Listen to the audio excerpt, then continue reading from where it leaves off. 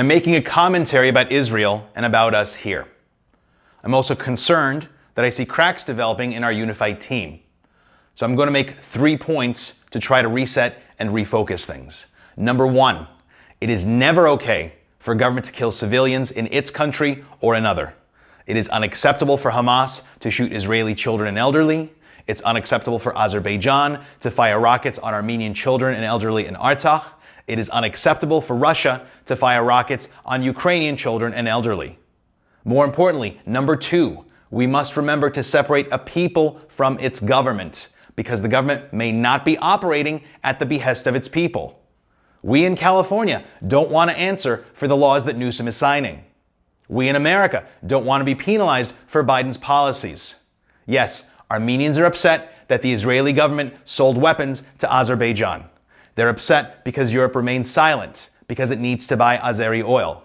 And yes, our American tax dollars are going to Turkey and Azerbaijan to buy weapons.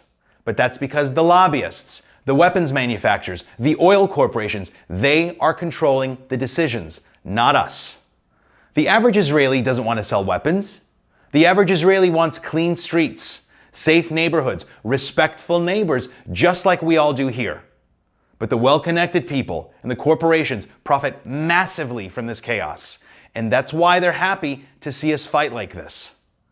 Most importantly, number 3, if Israel and its defenses were caught off guard by this attack, what should we be expecting here with our open southern border?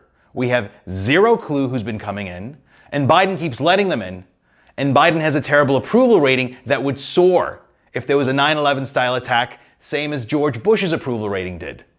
Again, number 1, it is never okay for government to attack civilians. Number 2, a government must be distinguished from its citizens because the governmental decisions are often not driven by the people. It's true in our country, it's true in most every country. And number 3, our country's border policies have put us at risk here, and they are intentionally distracting and dividing us. We need to stay focused. We need to keep our eye on the prize.